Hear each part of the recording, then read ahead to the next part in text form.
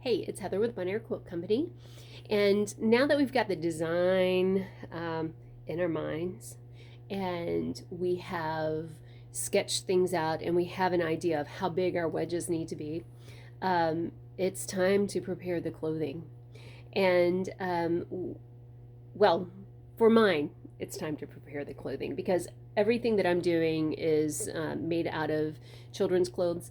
So, one of the things you're going to have to figure out is how exactly to prepare your clothes if you're working with clothing. If you're working with just quilt fabric, then you don't have to worry so much about preparation other than making sure that you iron your fabric and making sure it's laying flat and that everything is ready to go.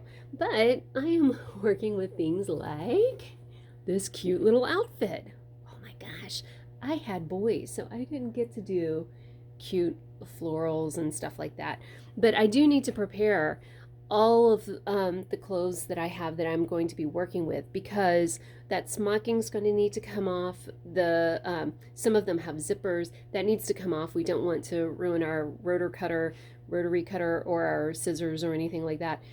So once you get everything cut apart, I cut up side seams so I can lay things flat.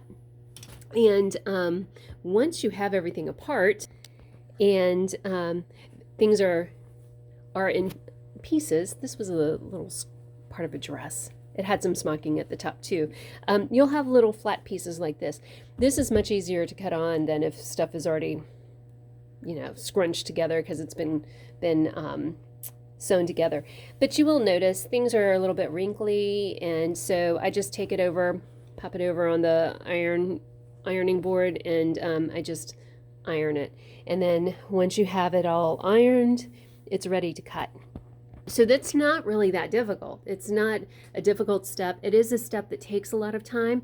If you're working with t-shirt fabric, I don't iron that unless something is curling or doing something really, really strange. I generally leave t-shirt fabric alone, but just about everything else, I'm not going to iron ties. I'm just not going to do it. But I did recently iron some flannels because I did a log cabin quilt using flannels, and those just needed to be ironed because, again, anything that's going to kind of fold up or have a crease in it that doesn't look right, you don't want your cutting to be off because something was folded in on itself, and just laying it flat and ironing it helps a lot.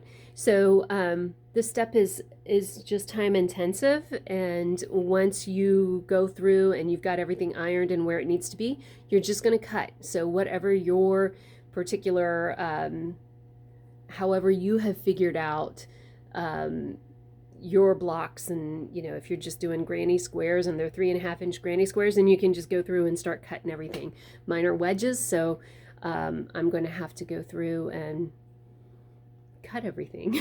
So they just take a little bit of time.